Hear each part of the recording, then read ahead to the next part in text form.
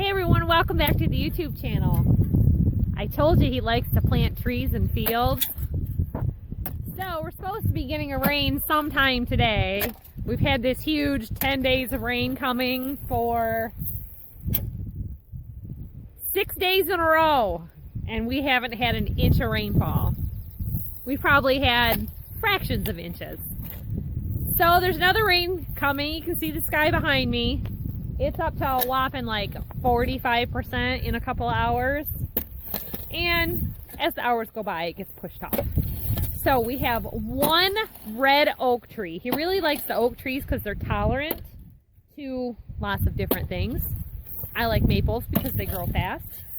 And I like maple syrup. I like maple syrup in my coffee. So he wants to eventually have shade trees in all of our hay fields so that he can turn animals out to pasture and have them have some protection, shade and wind breaks. So we've been picking up these red oak trees. We have swamp white oaks around the farm, and we transplanted a couple of them, but they kind of went into shock and maybe they didn't do as well in different soils. This field is very dry and a lot of clay. So he's digging into concrete right now. We need to dig the holes extra big, extra deep, so that we can give them a good amount of water, because it's been drought-like for the last, would you say, 3 weeks maybe? That new hayfield that we planted has only had 2 little rains, where it has gotten maybe up to 2 inches of rain both times. Now we get a lot of deer here in this field, so we have to cage the trees with different livestock fencing. This is some chicken fence that we had left over from a long time ago. We just roll it up and save it for the next project.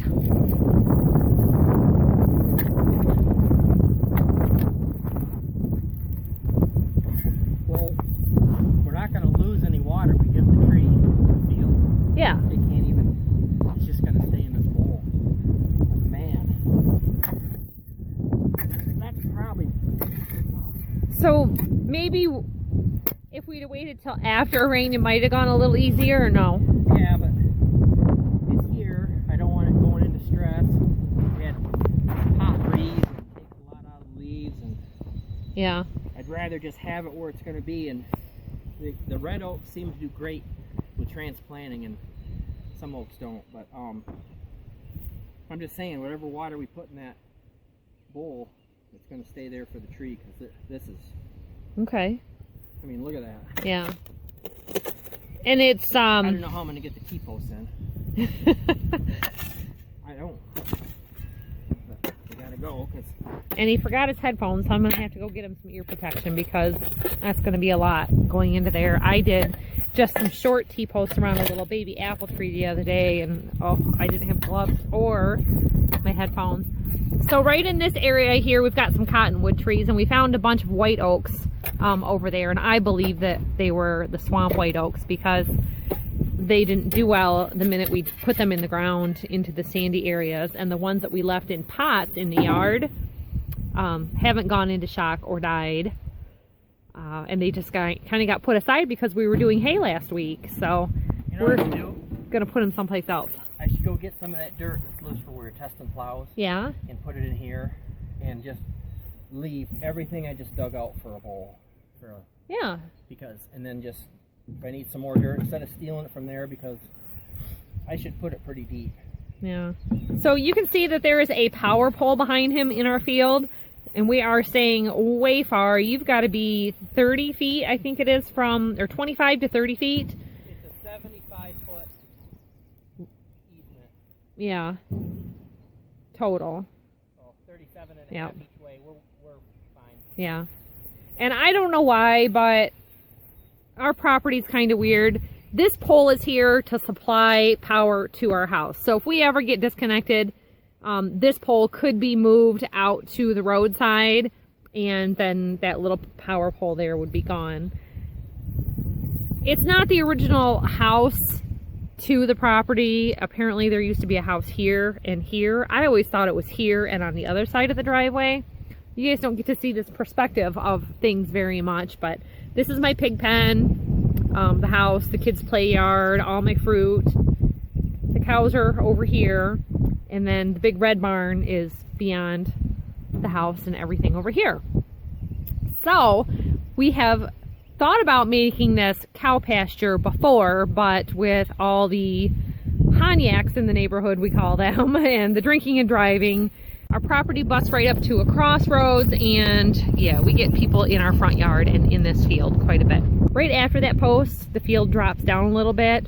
For years and years, there's a county drain under the road and through some properties. It goes all right through here to our creek from miles and miles away. So they've done some work on it at some point and widened it. So this has not been flooding here as bad as it used to years ago before we were here. But we have seen some very heavy rains. We've been working on clearing out areas of the creek here. We're going to do some more up in here. You know, anything that we can.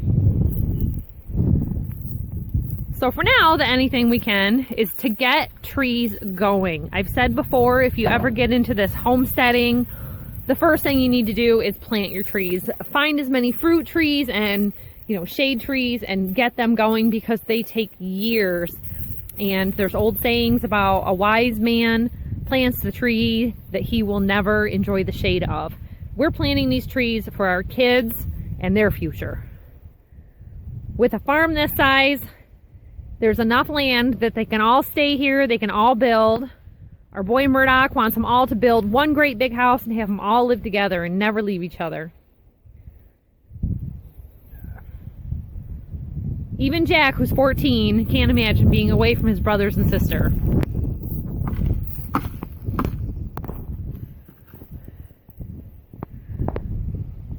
Maybe they'll all live like Amish kids and all be here and all be close to home.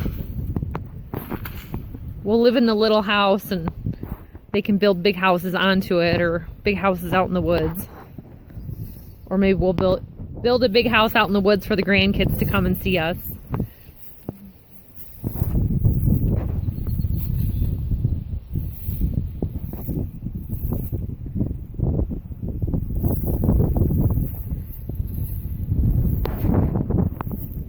That's what you call planting for the future. 500-year plan. I don't think I'm going to be here in 500 years. My bones will. You can affect things 500 years. We have firmly decided we will be buried here on our land. When we first started looking for farms, a couple of the farms we looked at actually had old family cemeteries on like the back 40 of them, and you know, it'd been so long before that the current owners didn't even know, you know, any history about it, and the realtors didn't even know that they were there. It was kind of like, you know, that's a pretty neat thing. We're gonna have to make arrangements very early on because there's a lot of rock here. You've seen Trey run the backhoe. He can do it. Huh? Oh. Trey can dig things up. All right, I'll give it the first 5 right now and see if it goes. All right. That is some tough stuff right there. And we've been hauling buckets of water. We dual purpose everything. So we buy the maple syrup stat buckets, and we use them for watering trees all year and this and that. You can use them to store feed and seed in, but isn't this nice? Nice leaves. Little bit of shock there. We picked this up at the tree. I think I picked up this tree at the nursery 2 days ago, and you know, I didn't have the pickup truck. I had to put it in the trunk of my car with the lid open, but I picked up 3 of them, and they were really dry when I picked them up, so we've been just watering them here.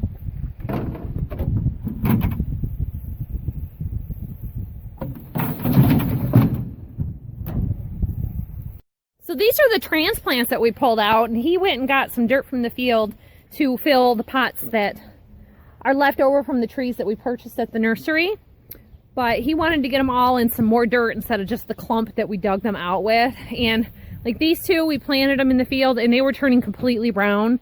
So he decided to take them out of the field. It was too sandy. A lot of times they will come back. So we're just going to kind of see what's going on with them. But like this had been turning a little bit brown and it stopped. It didn't get any worse. And, you know, for the most part, it got water almost every single day. But this one only got skipped for 2 days.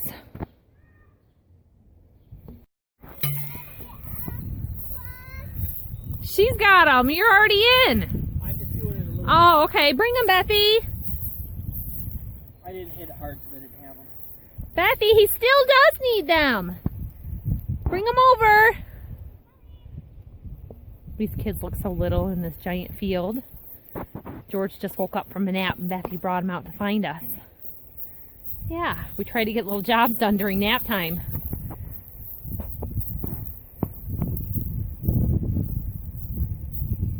How you doing? You're very pink. Give those to your dad. Thank you, honey. Oh, thanks. Oh, sprinkles. You can use it. Try to get these in. Are you making it big enough? It's real close to your leaves. Okay. That one's a little bigger.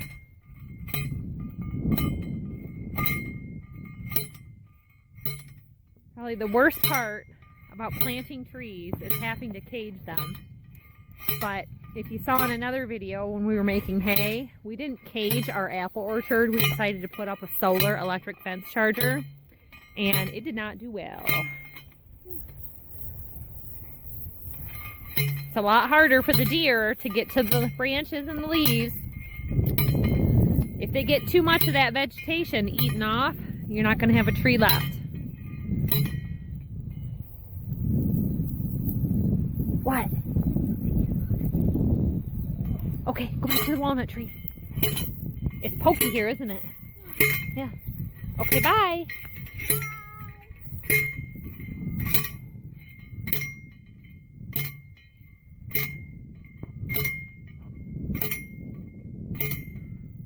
Here comes the rain. Huh? Here comes some rain. That would help. Hi, Murdoch. They're going. That one started going better once I got it where it needed it. It kind of went through something. Yeah? But that's tough. Well, it's clay. This farmland here is so varied that it's clay. All this corner is clay. You get over into that field, you get into some sand. You get into the farther field, you got lots and lots of sand. Hey guy, what are you up to? Coming out for some tree planting?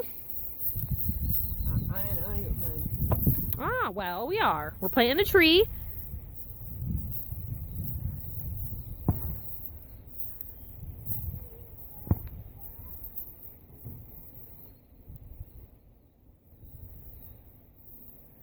You get all petered out already? Me? Yeah. I just drank a quart of water in one gulp. So It's not even super hot right now. it's muggy. It was real muggy earlier. It's I've cooled been down a doing lot. this all day, really. Yeah, I know. Watering trees way up there. Cleaning up brush. That's a hard thing too about planting trees is having to haul the water. And, you know, I've been kind of taking it easy on myself a little bit and doing 2 3/4 buckets instead of 1 5-gallon bucket. Give them a little extra water instead of soaking myself or hurting my shoulders.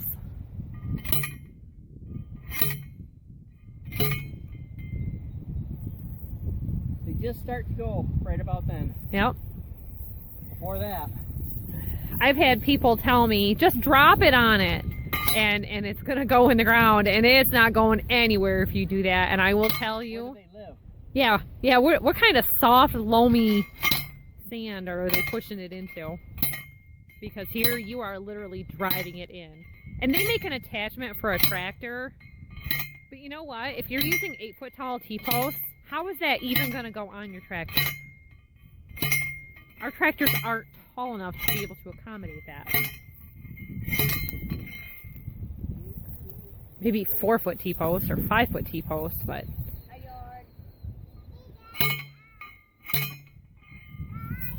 I've used the short T-posts on some of the small apple trees and on the cherry trees, but after a couple of years, the tree outgrows that and the deer can reach over the top of the cage and get the tree. So you've got to use tall ones. That's how much pressure it took. That's green paint. Taking the paint right off. I always wear gloves when I do that stuff, and last time I didn't. My hands, yeah, it looks a little crooked. Watch it. Yes? Yes, Daddy's off the truck. You're not off the truck. You're in the truck. In. Your face is out. Is your tongue out? Mm-hmm.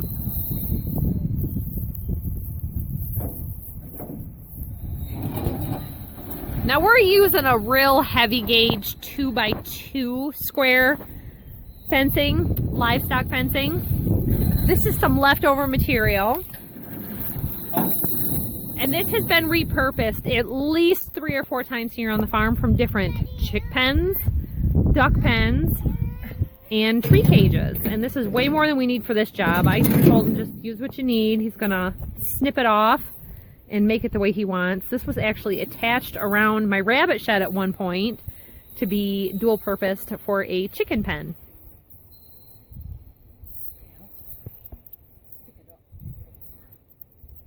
Oh, here comes another one. We're collecting children. Hi there. Hi. Would you like me to cut this little square off to use for something? I don't need it. Just have it be your start.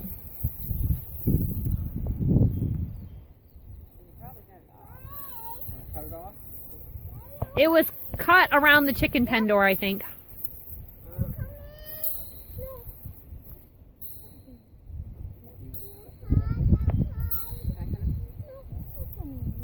Ooh, Murdoch said, can I cut a few?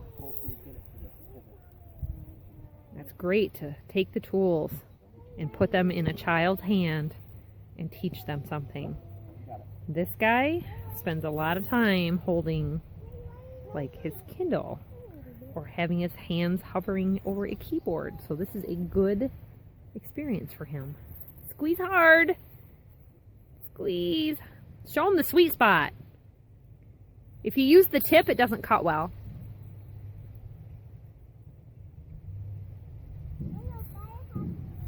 Is that real? I don't know. Hey guys, is this a real truck? Check this out. Ah. Cruiser cab, I think it said. Pretty. Yeah. Could be extended.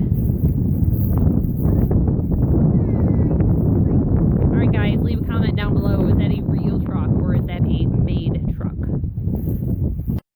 Too hard for your hands, Murdoch? Yeah. Well, you just keep trying and you'll get it. Okay, here's the piece. Want to put that in the truck? Okay. Alright, Trey, you want to help me put this around? Or maybe. I think it works good to wrap it on the T-post first. And then circle. Yeah. Instead of just having it on the outside of the T-post, we always wrap the first like 2 or 3 squares around the T-post, and then they're not catching you if you have to open the cage up to care for the tree in any way, or like for me in the yard for weed whacking.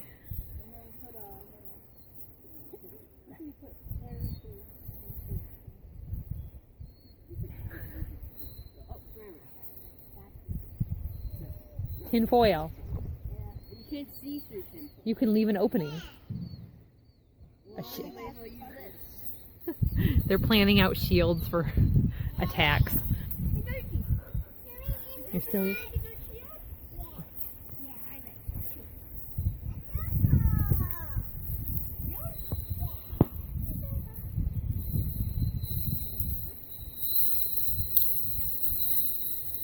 That's some durable stuff. Yes, it is. Extra heavy. Well, you got twice as much wire doing a 2x2 instead of the 2x4 squares. Really? Yeah. Kind of overkill, but we had it. Yeah. It's like one of those things.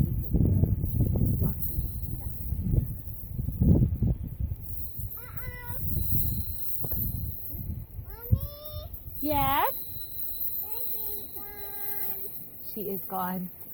Where'd she go? Oh, the stuff was scratching her legs.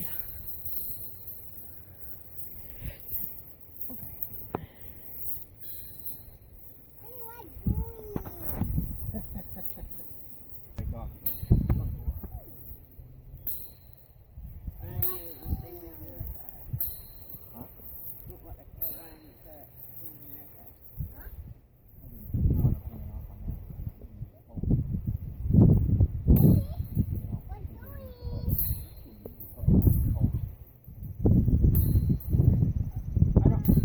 That would do another tree or two. Oh, yeah.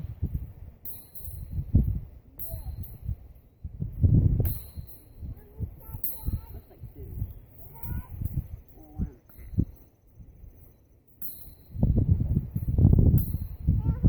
Well, if one of the kids ever builds a house up here in this section, then they've got their first tree. They won't. That is super gross. Well, if you anywhere over here, it could be back there, in line with the other one. Building an apartment complex for you guys. How many stories? Well, how about a story for each child?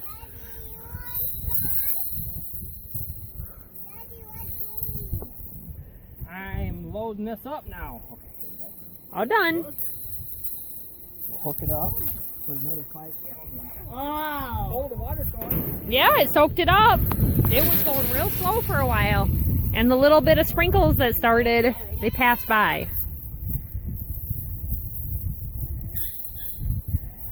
This is how we spend our Friday nights. It doesn't matter what day of the week it is. We just do stuff like this. That has got a lot of green new branches that are new growth from this year, you can see. Right off of it. That's a new branch there. And that one's a new branch. This one's grown a lot this year. It's going to be a total success. Mm-hmm. Yeah, this tree's really super. You got to get in there, then you have too much work to get them. You can leave it. Don't hurt yourself. All right. Nice to find some rocks around, so when you dump the water in all the time, Yeah. it doesn't erode and make a little puddle to get air. Yeah, I have noticed on one of the trees there's a bit of a hole.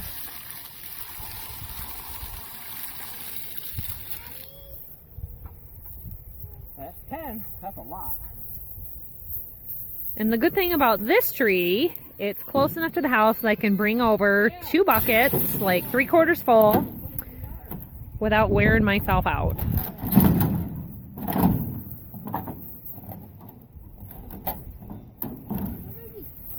All right, everybody, that is some planting for the future. We'll see you next time. Thanks for watching. Bye-bye. There.